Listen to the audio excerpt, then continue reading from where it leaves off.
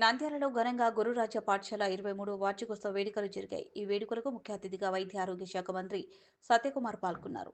ఈ సందర్భంగా ఆయన మాట్లాడుతూ 36 సంవత్సరాల క్రితం బ్యాంకింగ్ కోచింగ్ సెంటర్ ప్రారంభించి దాదాపు 42,000 మంది విద్యార్థులకు బ్యాంకింగ్ రంగంలో ఉద్యోగాలు వచ్చేలా చేసిన గురురాజ విద్యా సంస్థల చైర్మన్ దశగిరి రెడ్డిని కొనియాడారు. కేంద్రంలో ప్రధానమంత్రి మోదీ, రాష్ట్రంలో ముఖ్యమంత్రి చంద్రబాబు నాయుడు, విద్యాశాఖ మంత్రి నారా లోకేష్ అనేక విద్యా సంస్కరణలను తీసుకొస్తున్నారన్నారు.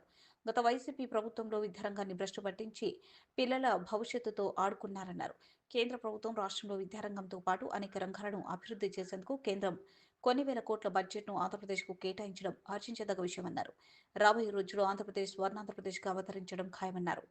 వికసిత భారత్లో 2047 నాటికి ఆంధ్రప్రదేశ్ అభివృద్ధి కూడా భాగస్వామి అవుతుందన్నారు.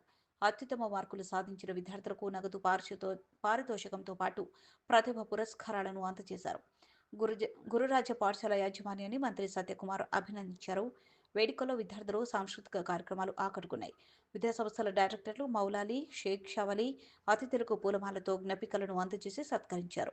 ఈ కార్యక్రమంలో విద్యార్థుల తల్లిదండ్రులు, ఉపాధ్యాయ బృందం పాల్గొన్నారు.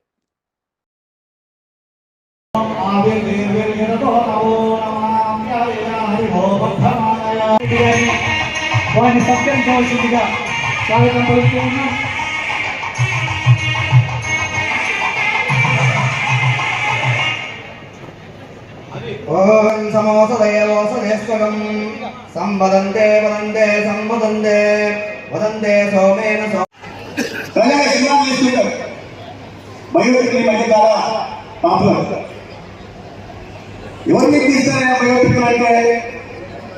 వీరప్పని మీరు తీస్తారు, బంధుపూడి పూలందేవి మీరు చూస్తారు, లేకపోతే కేజీఎఫ్లోనో లేకపోతే బయోపిక్ తీసుకుంటాం.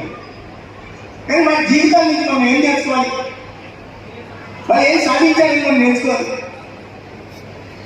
వాళ్ళగా మారాలి మన పిల్లలు కూడా. అటువంటి బయోపిక్లు వ్యాపార పరంగా ఉండొచ్చు, వాళ్ళ లాభాలు అర్జించి పెట్టచ్చు సినిమా వాళ్ళు. కానీ సమాజానికి ఏం చేయాలని ఉపయోగపడు.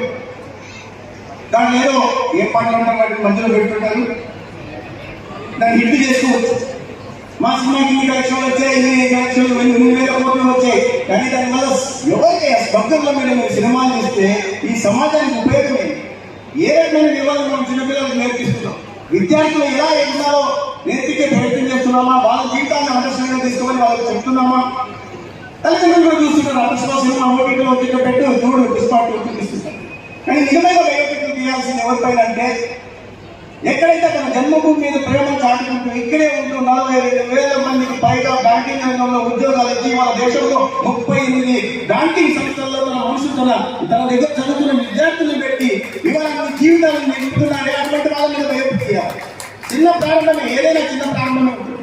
అటువంటి వాటి మీద సినిమాలు బయోపిక్ వేస్తే ఐటమ్ సాంగ్ లేకుండా జనాలు చూస్తారు. అనేక సినిమాలు చూశారు, ఐటమ్ సాంగ్ ఉంటుంది సినిమాలు, ఐటమ్ సాంగ్